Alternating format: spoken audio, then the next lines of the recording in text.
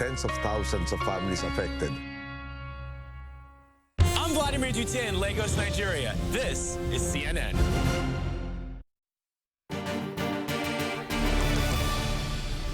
Hello, it's 9 a.m. here in New York. I'm Maggie Lake, and this is World Business Today. Coming up this hour, all eyes turn to central banks in the U.S. and U.K. Investors try to guess how long the easy money will last.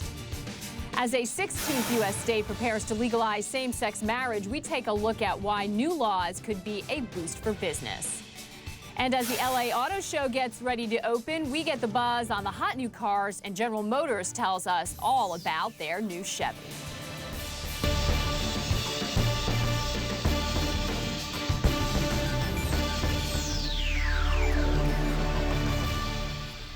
Let's begin with the action on Wall Street. With less than 30 minutes to go before the opening bell, U.S. stocks are now pointing to a higher open across the board. The Dow begins today's session less than 35 points away from 16,000. We'll see if the blue chips can close above that psychologically important level today. One event that could move the markets, the release of the latest policy minutes from the Federal Reserve. They are out later today, and they should give us new insight into how Fed members feel about cutting back on stimulus. In a speech in Washington Tuesday night, Fed Chairman Ben Bernanke called the latest U.S. jobs data, quote, somewhat disappointing. And he made it clear once again the Fed will not pull economic support until the economy improves a whole lot more. The economy has made significant progress since the depths of the recession. However, we are still far from where we would like to be, and consequently, it may be some time before monetary policy returns to more normal settings. I agree with the sentiment expressed by my colleague, Janet Yellen, at her testimony last week, that the surest path to a more normal approach to monetary policy is to do all we can today to promote a more robust recovery. Some Fed watchers say Bernanke's speech makes it less likely that the central bank will begin trimming stimulus next month. Meantime, U.S. President Barack Obama says actions taken by U.S. officials like Bernanke have helped the U.S. economy turn the corner. The president spoke yesterday to the Wall Street Journal CEO Summit. I do want to say, though, that beyond the headlines, we have made real progress in the economy, and sometimes that hasn't gotten enough attention. Some of the tough decisions that we made early on have paid off. Decisions that helped us not only recover from a crisis, but begin to lay a stronger foundation for future growth. In addition to the Fed, we have got brand new U.S. economic data out, including a report that is very important this time of year, retail sales numbers. Let's get the latest from the trading floor. Allison Kosik is live at the New York Stock Exchange. And Allison, what did we learn? Well, you know, you mentioned those retail sales numbers, and they are really important to watch because of the timing. You know, you want to see that momentum build up to the all-important holiday shopping season. And you know what? The numbers coming in pretty good. Looks like retail sales rising almost 0.5% in October. Keep in mind, that's despite the government shutdown, and consumers spent more on electronics, on automobiles, and clothing as well. So it's a decent sign ahead of what's really expected to be a lackluster holiday shopping season. But here come the warning flags. Wells Fargo, one of those companies raising the warning flags on spending, saying customers this holiday season are going to remain constrained. They're basing that on a weak picture of temporary hiring and also a sort of a downshift in credit card use for consumers. What's coming up in about an hour? It looks like we're going to be getting existing home sales for October. It's expected to see a modest decrease. Also, the prior reading on existing home sales, that fell as well, and that was partly due to higher interest rates and that worry about the government shutdown coming up. Keep in mind, all of this is going to be factoring into the Fed's policymaking decision coming up in a couple of weeks. That's when the Fed's final meeting of the year will be happening. Also, some earnings today, retail earnings. Much like yesterday, we are seeing shares move in opposite directions. We're watching shares of JCPenney. They're up 9% in the pre-market, despite posting a wider than expected loss. JCPenney says it's encouraged by its sales numbers already in November, and on top of that, it's better than expected sales numbers in October. Moving in the other direction, Lowe's. The home improvement chain right now, shares are down 2%, even though sales continue to grow in the third quarter. Profit and full-year guidance missed expectations, but all in all, it looks like retailers are wrapping up a decent earnings season. You look at the earnings season overall for S&P 500 companies, they are topping forecasts, but of course, Maggie, as the game goes, these are topping forecasts on lowered expectations, Maggie. Right, and that's a very important point to bring up. All right, Allison, thank you so much. Central bankers from around the world are keeping a close eye on the Fed. In the UK, the Bank of England has just given some insight into its economic outlook. Nina Santos joins us now from CNN London. And Nina, what's the situation as far as the BOE goes? Yeah, so we had these minutes released by the Monetary Policy Committee for the latest rate-setting meeting. Remember that there are 9 members of the Bank of England, all men, I might add this time, who set rates. And what they decided to do was basically vote unanimously 9-0 to try and keep interest rates on hold at their current historic levels of just 0.5%, Maggie, and also the amount of asset purchasing that we've seen, which is basically quantitative easing, that one staying on hold at around about the equivalent of $600 million. Now, what we also saw was the Bank of England being very, very cautious in trying not to signal to the markets that even though the UK is enjoying a far more robust recovery than we expected before, it's not too keen on bringing interest rates up in the near future. And that was a view reiterated by James Shugg earlier to me today. The new guidance from Mark Carney is that when we get to 7% unemployment, which now looks like being the end of next year rather than a year and a half further down the track, that's when we'll reassess how much slack has been used up in the economy, how the underlying performance of the economy is continuing, what the latest developments in the labour market are, and we'll then make a judgment about what that means for monetary policy going forward. It doesn't mean they're going to begin tightening at that point. It merely means that they'll make a fresh assessment of whether it's appropriate to start thinking about tightening. So again, what came out of these minutes that were released earlier today, Maggie, is also that they really want to reiterate that it's not a case of when the UK hits 7% unemployment. Remember, we're at 7.6% at the moment, and the picture is improving dramatically. But it won't just be when they hit 7% that they'll immediately start bringing up interest rates. They do seem to say they've got quite a bit of leeway. And I also want to show you just how robust the recovery has been in the UK. It surprised many economists. Take a look at that. In the fourth quarter of last year, we were actually down around about 0.3%. Since then, we've exited a dreaded double-dip recession, up around about 0.8%, and people are expecting, including the Bank of England, for this picture to appreciate this quarter as well. Good news. I mean, I'm sure everyone would like it to be stronger, but still, at least it's moving in the right direction. Interesting, isn't it, Nina, that both the Federal Reserve and the BOE trying so hard to make sure the markets don't run ahead of them and start anticipating an exit or a tightening and raise those interest rates. Very different dilemma than the one facing the ECB, isn't it? Yeah, we're in a really interesting predicament here, just worldwide, Maggie, where we've got the 3 of the 4 major central banks around the world doing completely different things in their crisis response, many years after the crisis hit. On the one hand, the Fed is debating whether or not to taper back. The Bank of England is already potentially signalling that after 2015 or towards the end of 2015, it could bring up interest rates.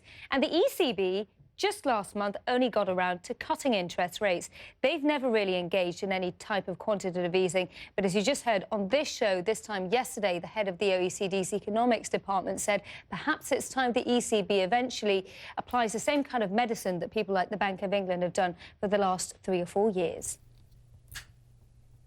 All right, Nina, I mean, given the fact that UK is in recovery, US is in recovery, you can see why those voices who are in favor of QE would like to see the ECB get on board. But of course, how they exit is going to be instrumental. Nina, great to see you. Thank you so much. You're watching World Business Today on CNN. How the global economy performs depends largely on its 2 greatest powerhouses. A U.S. government commission has just given its latest analysis of the U.S.-China relationship. We'll be looking at its recommendations in just a moment. I think you can, we're going to put up where you can find us on Twitter. That's at Maggie Lake, at CNN WBT. Be sure to contact us, and we'll be right back with that news.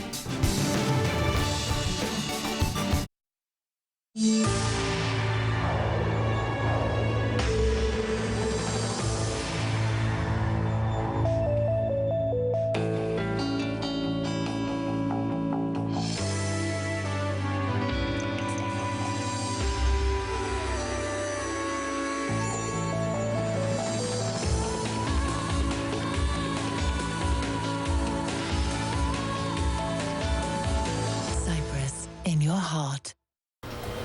Innovation Exchange, in association with Standard Bank, The Middle East is a mecca for supercars. Jaw-dropping looks, extreme performance, and at least some degree of exclusivity. These are the main criteria for a supercar. And now the Middle East has produced its first luxury hypercar, and it costs $3.5 million. It's called the Lykan Hypersport. Deba says what sets this car apart is never-before-seen innovations. So this is just an example of the type of technologies that's in the car. That's a flying hologram that's in the dashboard of the car, and you control all the functions through that. It'll take the company 2 to 3 years to cover its costs if sales go as planned. In the meantime, there's only one way to judge the quality of the car. So can we go for a test drive? Of course. With pleasure. Innovation Exchange in association with Standard Bank.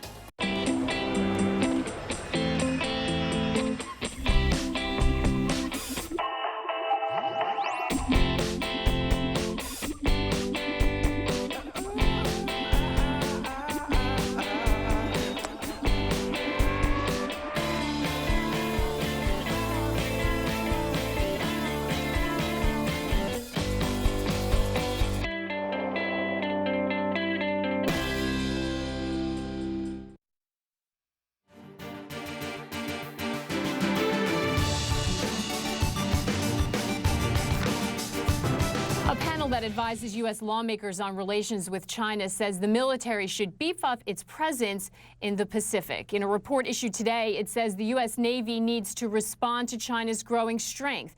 The U.S.-China Economic and Security Commission also says Washington should help its allies in the region to gather more intelligence on China.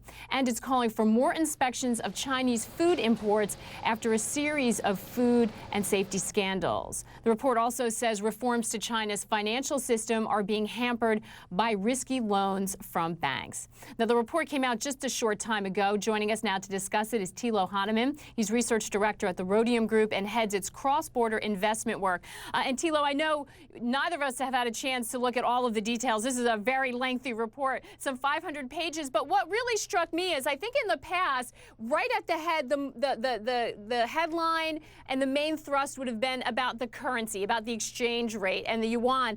Instead, we have all of these other issues, all important, but really sort of coming out as the bullet points and the recommendations. That's sort of different, isn't it? Indeed. The report shows that the U.S.-China economic relationship has become a lot more complex over the past couple of years. For most of the past decade, U.S. policymakers were preoccupied with exchange rates and China's trade surplus. Now other topics like China's increasing investment in the United States or the stability of China's financial markets are becoming much, much more important. And that's definitely reflected in the most recent report. How is the relationship between these two countries changing, or is it? I mean, it has been fraught with sort of tension in the past, a lot of talk, but not a lot of groundwork in terms of either opening up markets or having, you know, a more substantial dialogue. We're in a period where we've just seen very big reforms or reform package announced in China. How is that going to influence or change the relationship? Right. The reforms announced by China last week are very bold, and they're going to be largely positive for the U.S.-China economic relationship. Many of the reforms that were announced are going to promote the role of the market in the Chinese economy as opposed to state intervention. And that is very much in line with what the U.S. would like to see, a more level playing field for private enterprises, more openness to foreign investment, and a more market-based financial system. So those changes, if they're implemented properly, are going to be very, very beneficial to the United States and are going to open up a lot of opportunities to collaborate on issues that many would have thought are impossible just a year ago. Yeah, and that open relationship needs to go two ways. In the past, when China has been looking to make investments in the U.S., a lot of times flags go up on security. There's concerns about intellectual property theft. Is the situation changing when it comes to Chinese foreign direct investment in the U.S.? They certainly have the cash to spend. Are they able to put it to work? I think the example of Chinese investment in the United States illustrates how well the U.S. is able to adapt to these challenges. If you look at the debate over Chinese investment, that debate has become a lot more sophisticated and differentiated compared to just 5 years ago. The United States is open to Chinese investment. It screens investments for national security threats, but if those investments are found to pose no security threats, those investments are approved. And if you look back over the past 12 months, there have been a series of transactions that have been approved in sectors like food, aerospace, and other potentially sensitive areas, and those transactions have gone through without a blip. Which is different. There was a time when none of us knew what CFIUS was, and we all learned quickly. Thilo, what does this mean for investors? I mean, you mentioned the fact that there's opportunities. Certainly multinationals are watching these reforms really closely.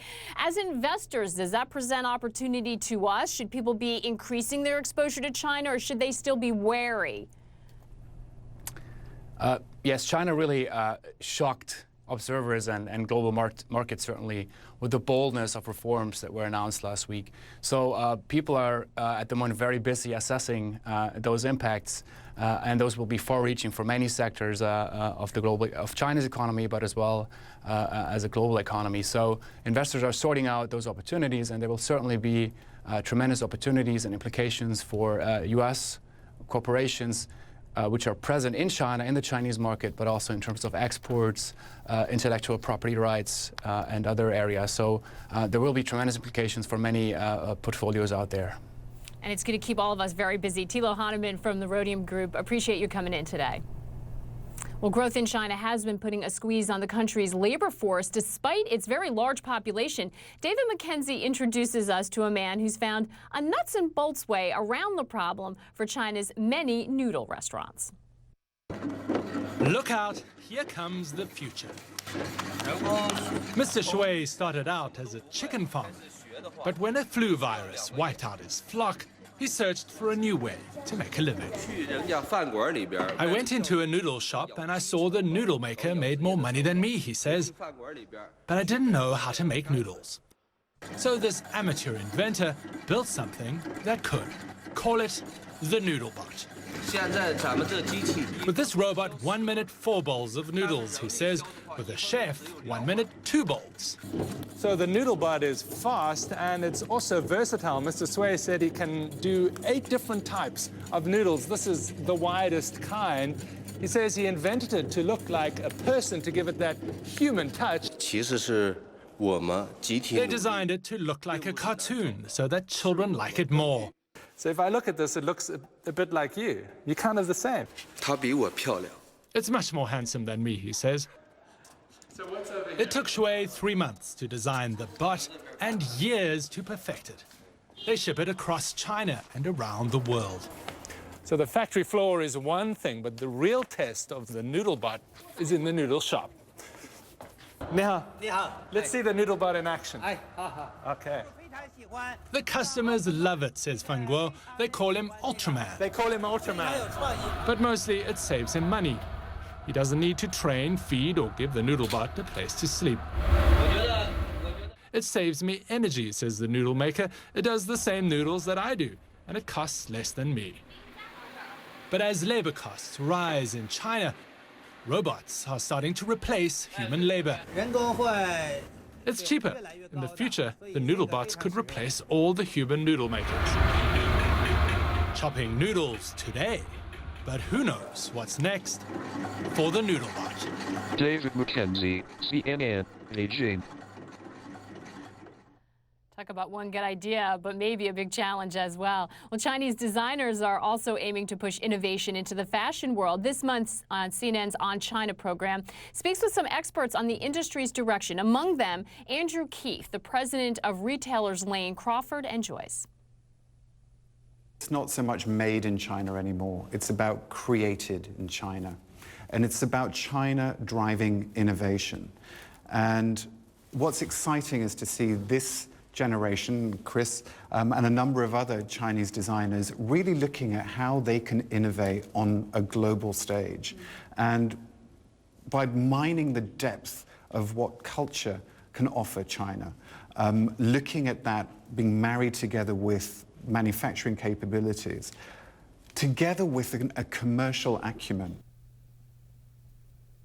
And you can watch that full discussion on China today at 12:30 p.m. in New York on CNN.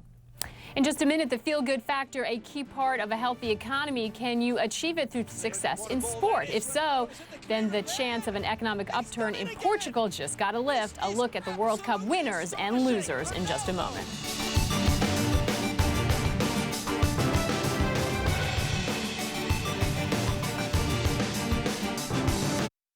Which country's second-largest city, Medellin, has been awarded Most Innovative City of 2013 by the Urban Land Institute?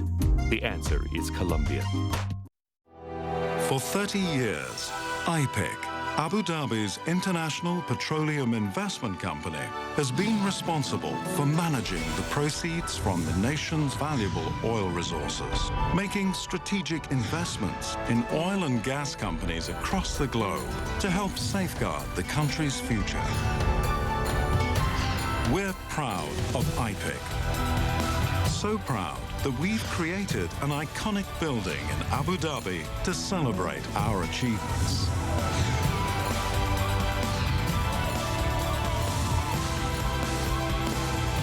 IPIC, empowering our future.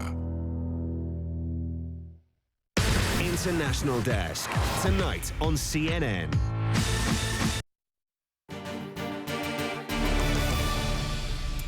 Mexico has eased past New Zealand to qualify for a place at next year's Football World Cup. Now there is just one spot left, and Uruguay is odds-on to take it later today. Portugal booked its place with a win over Sweden Tuesday, meaning Portuguese fans can breathe easier and might also spend more. Market researchers say if Portugal had failed to qualify, the economy would have been nearly $270 million worth off. That's a big number. Amanda Davis has all the World Cup news. She joins us now live from CNN London. Amanda, a lot riding on this.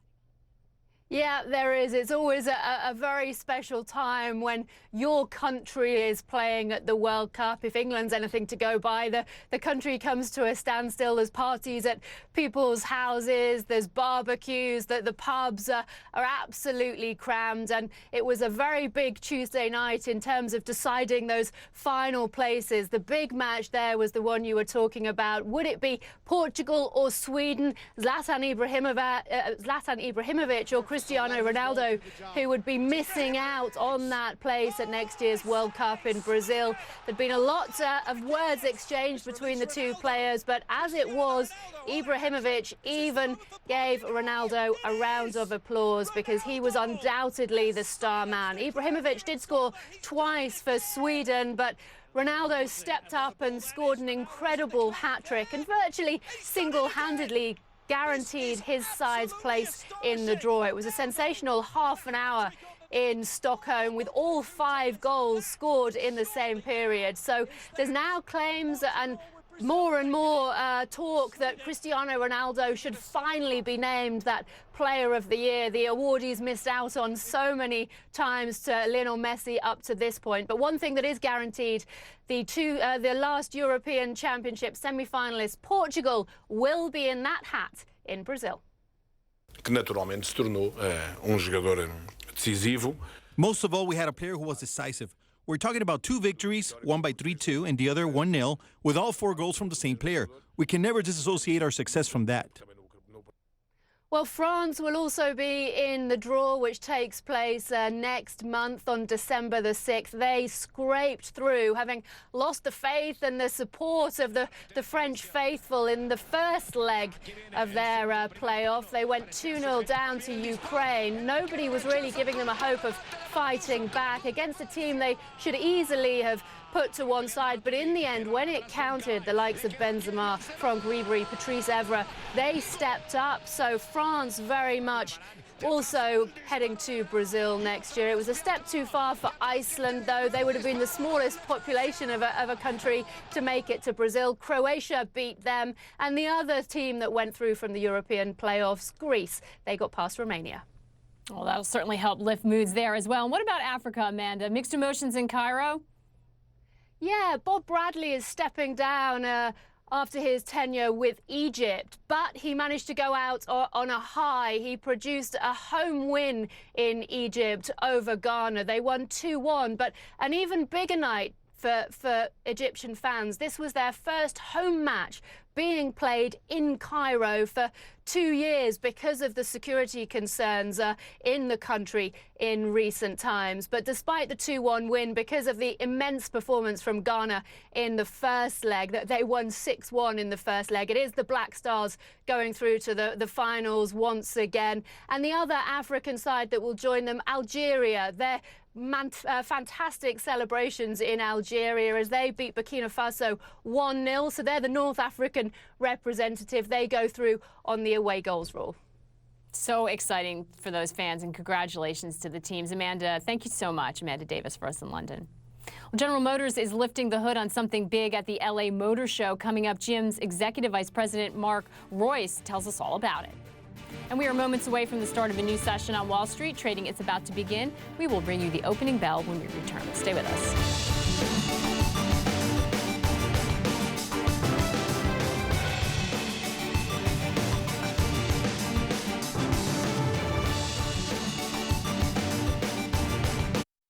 Destination Malawi. Malawi is undertaking an ambitious program of development and growth with huge potential in a number of industry sectors.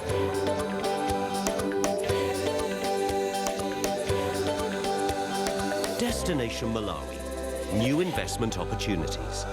Kosovo, known for its fertile soil, where 53% of the land is arable.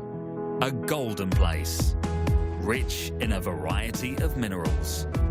And over 200 years tradition in the textile industry, with great potential in wood processing and furniture manufacturing, business process outsourcing, software development, and operating support centers with a high quality and low cost workforce. Invest in Kosovo. Ladies and gentlemen, welcome to the land of FC Barcelona, where the weather is beautiful and so is the game.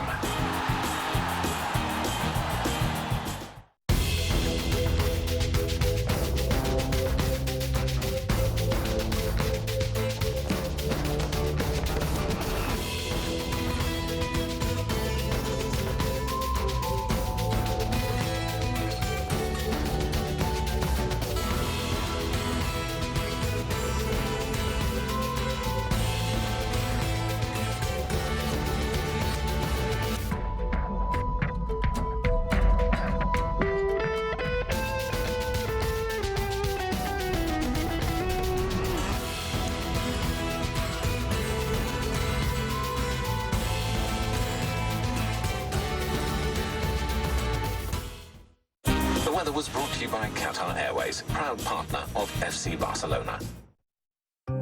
Each year, around 40 million young people join the world's workforce. And there's a formula that benefits everyone. Young people plus decent jobs equals growth. It's called the multiplier effect. Here's the formula minus the decent jobs. The result is 228 million young working poor plus 75 million young unemployed. So let's invest in the present for all of our futures and get young people into decent jobs.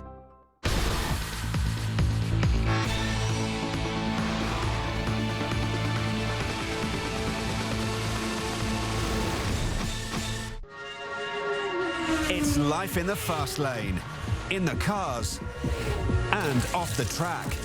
Stay ahead of the pack with The Circuit on CNN. Track the business behind the billions fueling the sport. And keep up with Formula One, the drivers, and its legends. This weekend, get the latest news and standings from Brazil on The Circuit with CNN. All weekend in world sport, in association with DHL. The table is set for you to get a different view of China. Join me for a look at China's maturing fashion industry from the insiders who know where it's moving next. We're in Shanghai for the next On China. They are driven designers. They want to be famous tomorrow. They want to be that brand that you're talking about. But can they break out onto the world stage? I think the focus has to be on how to be good designers instead of good Chinese designers. On China, today, only on CNN. I'm Patrick Upman in Havana, Cuba. This is CNN. Opening Bell, brought to you by Qatar Petroleum International, representing Qatar's energy portfolio globally.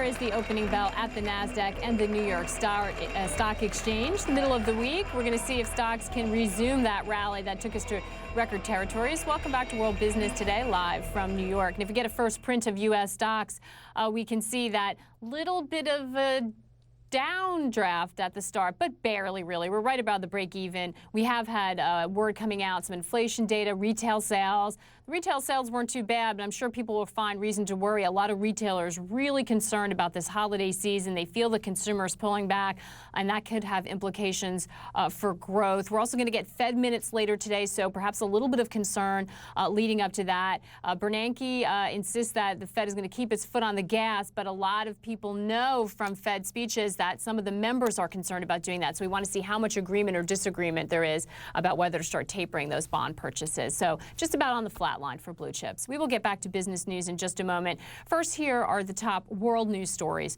we are following. It's been 12 days since Typhoon Haiyan tore through the Philippines. The extent of the damage is still being assessed. The official death toll has risen to 4,011. China is the latest country to send rescuers to the Philippines. A team from the Chinese Red Cross left on Wednesday, and more will be sent later this week.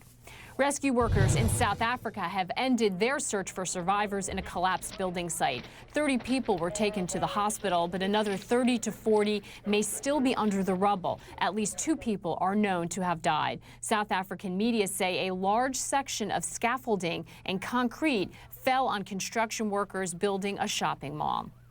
Malala Yousafzai has been awarded the Sakharov Prize for Freedom of Thought by the European Parliament. She's the Pakistani teenager who was shot by the Taliban for supporting education rights for girls. In her acceptance speech in Strasbourg, France, she asked for more support for the nearly 60 million children around the world who can't go to school.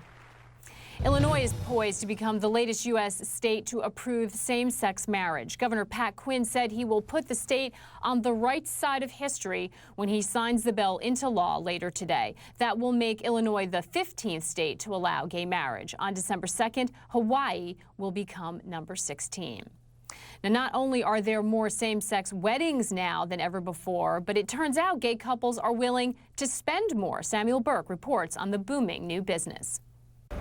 So you guys can have your poster in the post marquee box and have it illuminated. Brian Rubin and Toby Sowers have been planning their New York City wedding for more than a year and a half. We'll be coming into the theater. They've decided to hold it here at New York's Hudson Theater, and big weddings, gay or straight, do not come cheap. It's expensive. It is expensive to get married in New York City, and let's just say I was laughed at when I said $100,000. Just a couple of years ago, gay marriage wasn't even legal yet in New York, but now same-sex couples like Brian and Toby have the right to spend the time and the money to plan a wedding that rivals a Broadway production.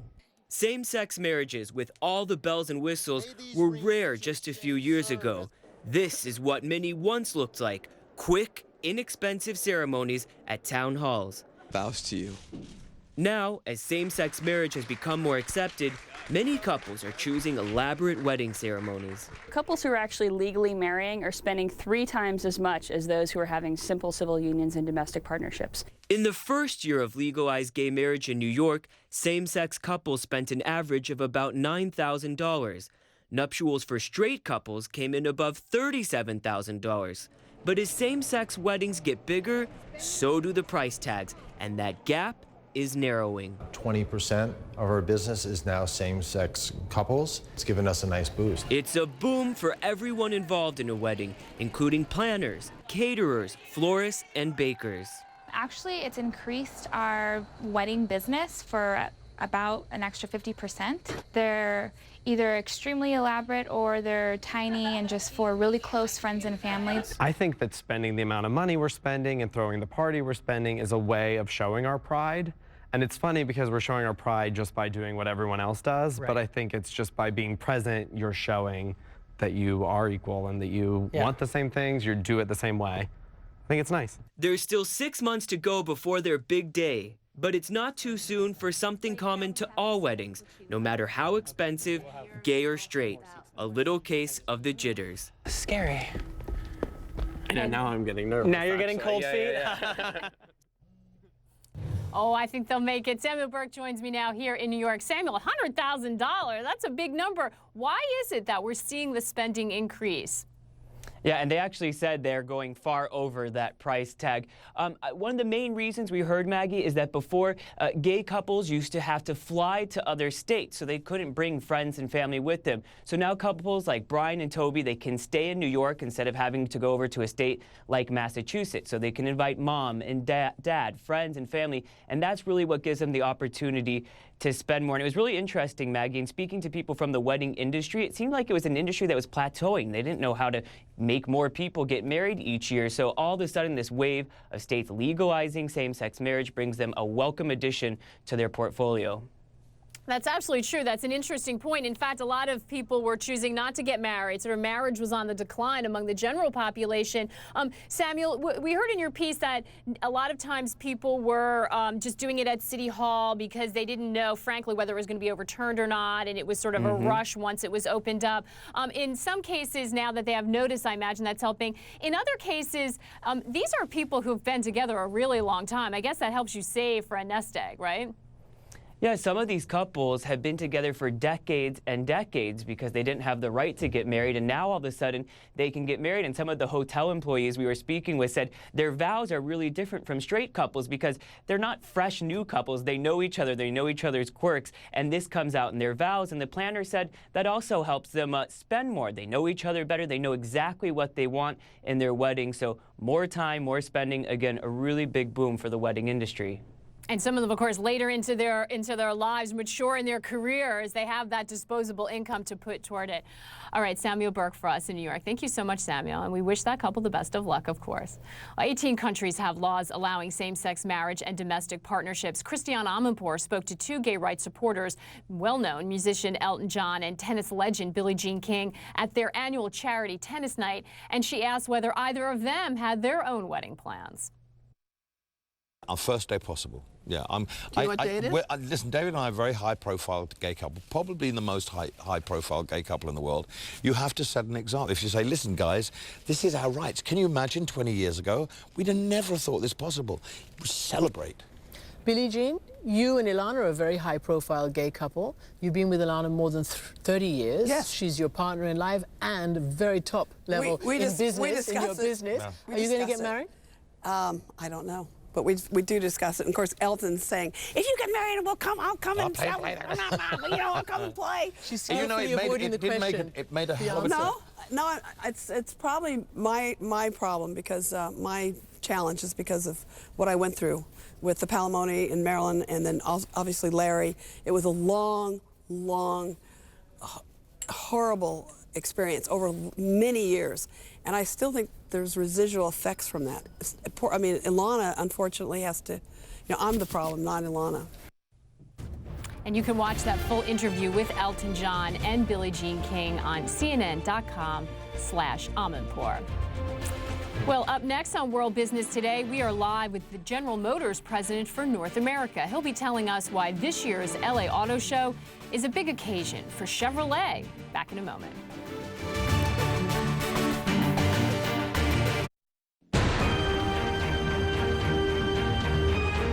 Mainsail, in time with Rolex, supporter of the International Sailing Federation.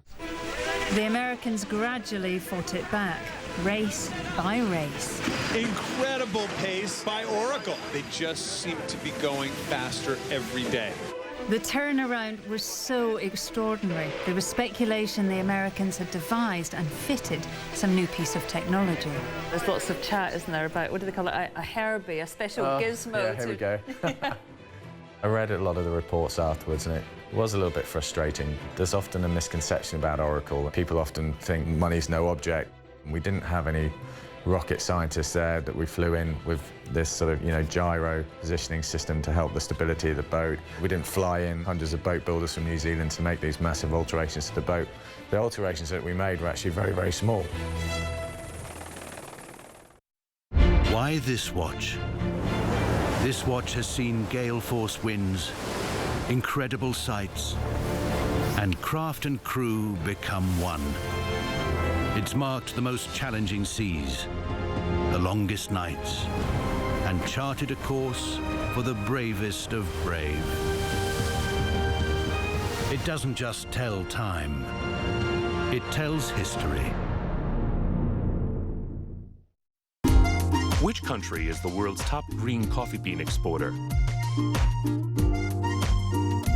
The answer is Colombia.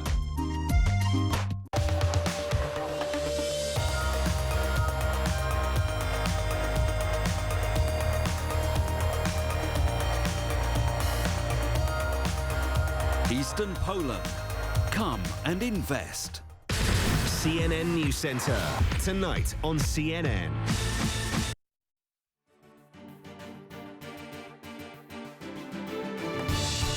Welcome back to World Business Today. We want to take a look at where U.S. stocks are, and it looks like we're really sort of caught in a range here. Very mild movements, a little bit of selling going on. We continue to battle over the question of whether the rally has sort of exhausted itself once we reached record territory above 16,000 on the Dow, 1,800 on the S&P 500, or whether any dip is a buying opportunity. There is going to be a lot of caution in the session today. We do have the Federal Reserve minutes coming out later. Bernanke last night in a speech, Janet Yellen in her testimony last week, both tried to bring home the point that the Fed is going to make sure stimulus is in place. However, some Fed presidents, some other members of the FOMC, a little unsure about whether we should continue bond buying. So we're going to watch very closely for that. Could be why we're seeing muted action so far. I want to turn our attention to a place where there is a lot of action, and that is in the auto sector. Many of the world's major car makers are showing off their latest models and technology in Los Angeles this week. More than 50 new vehicles are making their debut at the LA Car Show. It's a huge event for big automakers like General Motors, which owns brands including Cadillac and Chevrolet. This is the brand new 2015 Chevy Colorado, which is making its world debut at the LA Expo. GM says it's going to be the most versatile and technologically advanced mid-size truck on the market. Joining us now is General Motors Executive Vice President Mark Royce, live from Los Angeles. Mark, great to see you today. Congratulations on the Colorado. Why is GM putting so many resources back toward that truck market?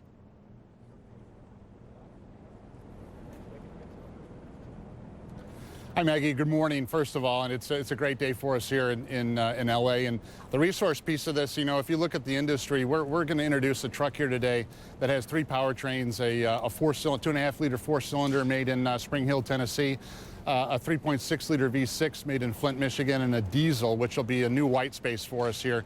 If you look at the regulatory environment in the future, this is getting back into this segment is a little bit of a risk for us. I personally think that's a great thing. That's where we want to be. We want to take some risks as a company, and I think this product will out-tow, and the operational costs will be better than anything in the industry as we move forward. It's about 900 to 1,000 pounds lighter than our current Silverado, which is already class leading about 200 pounds lighter than the rest of the competition. So if you look at fuel economy, operational costs, and lifestyle, and we've got a beautiful truck here that has a completely different face than our award-winning Consumer Reports top of the list Silverado.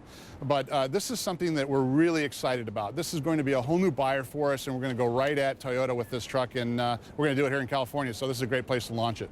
And you mentioned fuel economy. You mentioned the fact that diesel an option, which we're hearing more about.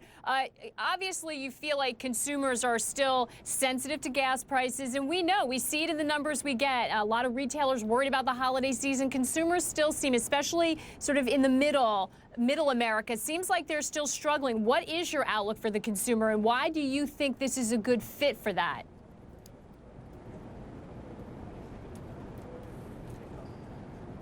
Well, I think, if you look at the pent-up demand that we've experienced over the last 4 years since some of the financial crisis happened, we've had a steady replacement of vehicles here through the industry, which has fueled a lot of the growth.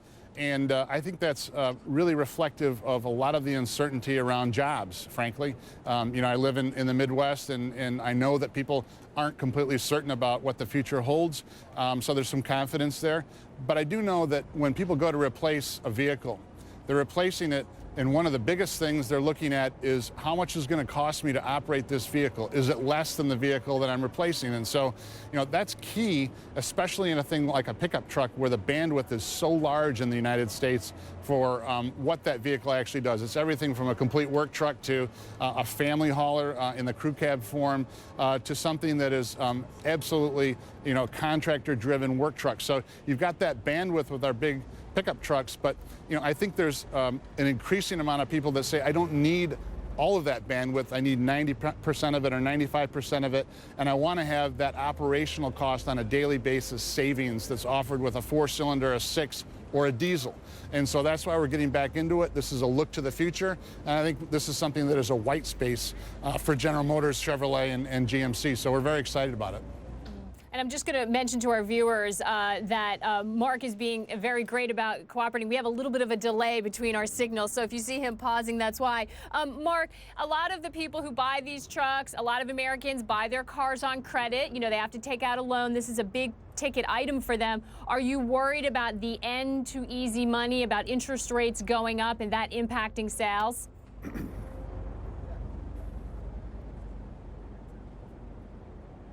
Well, I think interest rates would absolutely have an impact on it. I can't tell you exactly what that would be, but the availability of credit, and I don't think it's it's not irresponsible. Some of the things that led up to the financial crisis here in the United States was the over availability of credit. But buying credit and looking at the terms of credit, we're still into the 24-month, 36-month payment type of activity on a lease. And then if you look at the interest rates on a buy or a very traditional purchase, they're not out of control. They're very traditional, and I think the regulatory and the control piece of that on lending has led to a pretty stable increase that has been really responsible. So I don't see things wildly changing here in the future, although I'm not in the banking industry and I'm not an economist, but from an industry standpoint, I think the growth has been very responsible. We haven't seen wild growth in any one year or quarter or month, and I think that's a good solid basis of stability for the industry and the jobs and the manufacturing that go with it.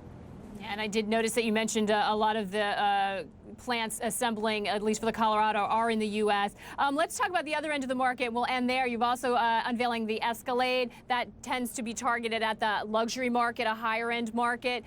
With the stock market gains we've seen, with some of the things going on in the economy, a lot of people talking about the fact that that segment doing very well indeed. What's your outlook for luxury?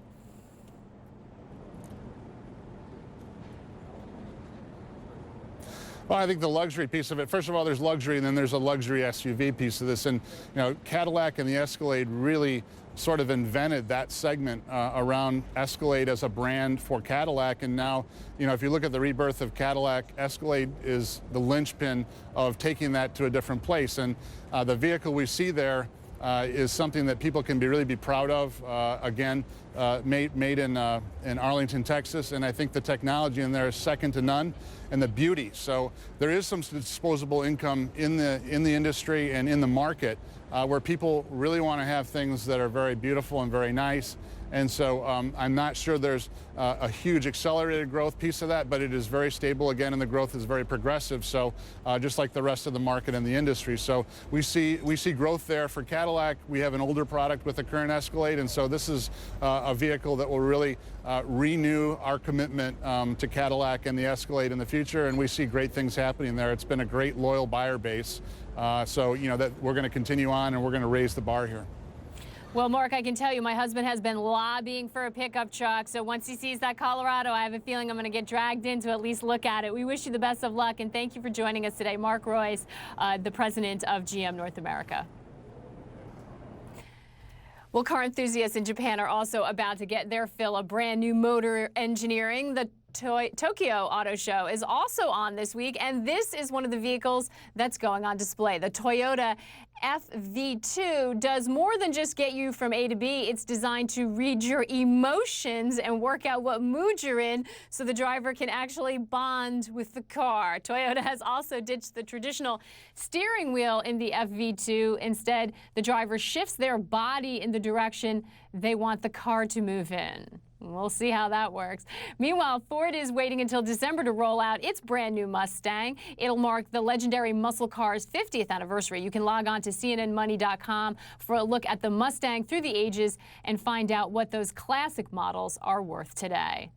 Still to come on World Business Today, claims that U.S. government jobs numbers have been faked. We'll bring you a live update as an investigation gets underway. Stay with us. Which country has supplied the U.S. with flowers for the last 40 years? It's the same one that's the second largest exporter in the world. The answer is Colombia.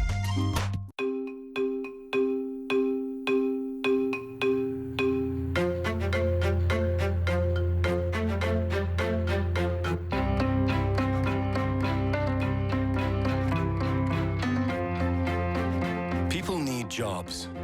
Chevron helps create them. For 60 years, we've been working right here in Europe, developing energy, creating jobs, and strengthening communities.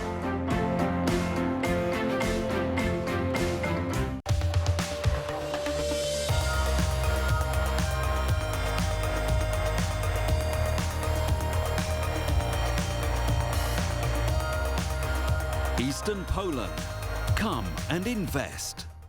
In the next minute, Africa will provide the world with over 6,000 barrels of oil and 134 carats of diamonds. And in 10 years, this continent will have the world's youngest population living above these incredible resources. The question is, where will you be? We've been here 150 years, and we're still amazed at what happens in a moment. They call it Africa. We call it home.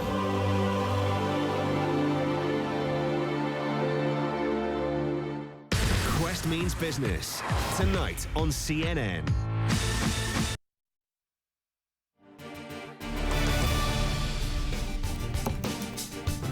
As you can see, barely much movement on U.S. stocks. Republican lawmakers in Washington say they are investigating allegations that the U.S. Census Bureau staff has been submitting fake employment data. The allegation suggests the U.S. jobless rate may have been manipulated as far back as 2010 and beyond. Allison Cossack joins us now from the New York Stock Exchange. These are pretty serious allegations, Allison. Oh, you said it. You know, there's a trio of House members right now that are demanding that the Census Bureau look into these allegations. What we're hearing is that there's this employee in Philadelphia who is being accused of submitting fabricated data under instructions from his supervisor. This is from the New York Post, and its report says the behavior involves more than one employee and actually goes as far back as 2010. Now, the census is saying it takes these accusations, quote, very seriously, but doesn't believe there was a systematic manipulation. Now, the Bureau does say it would be difficult for one employee to dramatically affect overall results, since 2,200 employees conduct the household surveys themselves. Now, as you know, this information is of huge importance to Wall Street and Main Street as well. You think about it, what this data does is it helps the Federal Reserve decide what to do with its stimulus money. It helps to guide lawmakers on what to do with legislation, and it helps everyday investors decide what to do with their money. So it is going to be important to get to the bottom of all this, even if it turns out there's nothing to these accusations. You know, Americans really need to have confidence in these government bodies and know without question that the information that they're putting out is legitimate. Maggie? Absolutely. So we'll see if there's politics behind the accusation or if there's anything substantial. Meanwhile, another issue we've been following, Allison, very closely is J.P. Morgan, of course, paying that record fine. It was splashed all over the news, the most ever a private firm had to pay. Now we understand they may be able to deduct part of the settlement. Is that right? Yeah, it's kind of laughable, isn't it? It actually may make a lot of people upset, but this is totally legal. J.P. Morgan agreeing yesterday to that $13 billion settlement with the Department of Justice. That's what this is about. But the funny thing is a majority of it is likely to be tax deductible for the company, which will substantially lessen J.P. Morgan's financial hit. This is all because of a 1913 tax law that says that companies can deduct what's known as ordinary and necessary expenses, and that actually includes things like compensation and restitution payments, which J.P. Morgan will be paying out as part of this deal. Now, in a conference call yesterday, J.P. Morgan said it expects $7 billion of the $13 billion to be deducted, though this will all ultimately be up to the IRS. Very interesting turn of events, Maggie. And this is why we have people talking about corporate tax reform in Washington. Yes. That's going to be a tricky one for them. All right, Allison, thank you so much. Around 100, talk about money sloshing around, about $100,000 in the UK banknotes is being inspected by the British police. What's interesting is where the wad of cash was found. Get a load of this. It was spotted floating down an English river last month by a man who was walking his dog. Authorities gathered up the cash and are trying to trace the owner. They say most of it is in decent condition. And if you're thinking of claiming it as yours, you better have some pretty persuasive evidence. And just to prove that you never know where valuables might turn up, 24 gold bars were found in an Indian airplane toilet on Wednesday. The stash of gold was worth more than $1 million. No word yet on whether that was in first class or back in economy. What is going on? You tell us. Here's where you can find us on Twitter. It's at CNN WBT, at Endo Santos CNN, and at Maggie Lake. Have you found any treasures laying around? Let us know. And we're also on Instagram at CNN WBT. You can see pictures of the whole team at work there. The 2013 CNN Hero of the Year is Chad Pogracki. 38-year-old winner Chad Pogracki there, who's dedicated his life to cleaning up the Mississippi River and other U.S. waterways. He will receive $250,000 to continue his work. Pogracki was one of the 10 finalists at CNN Heroes. Each of them won a $50,000 grant in recognition of their work, but Brad just wanted to keep on giving. You know, I've met so many great people today, the other heroes. And I'm really moved by all their stories and all the things they do around the world. And the $250,000, I'm just gonna give $10,000 to each of them because they're awesome. So yeah.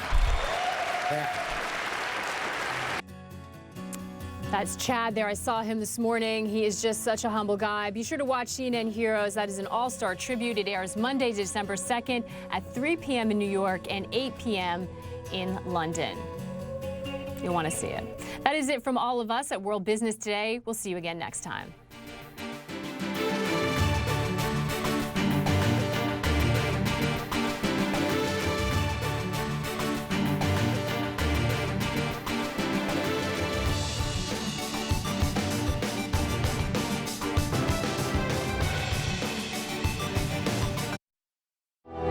For 30 years, IPIC, Abu Dhabi's international petroleum investment company, has been responsible for managing the proceeds from the nation's valuable oil resources, making strategic investments in oil and gas companies across the globe to help safeguard the country's future. We're proud of IPIC. So proud that we've created an iconic building in Abu Dhabi to celebrate our achievements.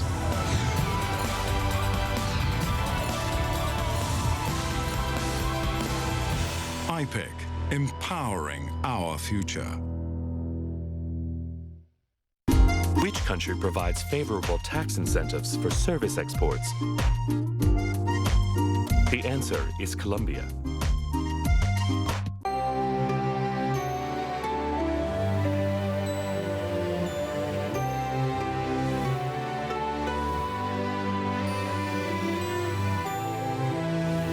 Excellence in flight. Korean Air. Connect the world tonight on CNN. Each year, around 40 million young people join the world's workforce. And there's a formula that benefits everyone.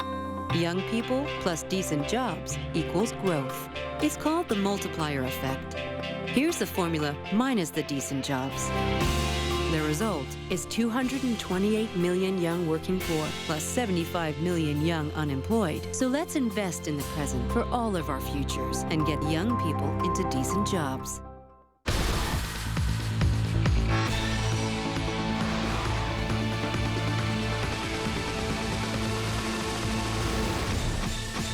Every country has an identity, a history, customs, culture. A unique landscape that determines how its people live, work, and play. Now get an insider's look at some of the world's most incredible places with CNN's On the Road. This week, from an underground treasure to a culinary master, join me as we explore Poland. On the Road, Poland, all this week on CNN. Aiming for gold. Join a global journey that ends at the Sochi Games. This month, There's never a dull moment in snowboarding. UK hopefuls take to the air indoors. Get up close with the Russian hosts as they train in Austria and meet Dr. Ice.